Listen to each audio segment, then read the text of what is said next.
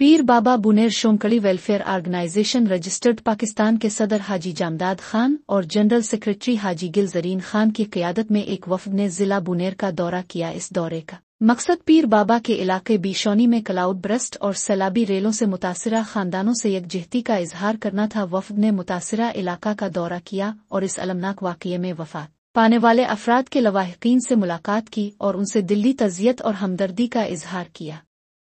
اس موقع پر مرحوموں کی ایصال ثواب کے لیے خصوصی دعا بھی کی گئی۔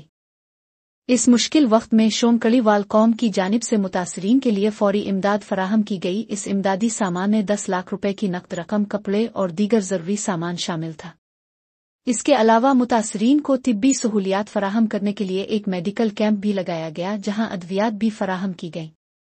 وفد نے متاثرین کو یقین دلایا کہ شونکڑی وال قوم اس مشکل گھڑی میں ان کے ساتھ کھڑی ہے اور ان کی بحالی اور مشکلات کے حل کے لیے ہر ممکن تعاون جاری رکھے گی۔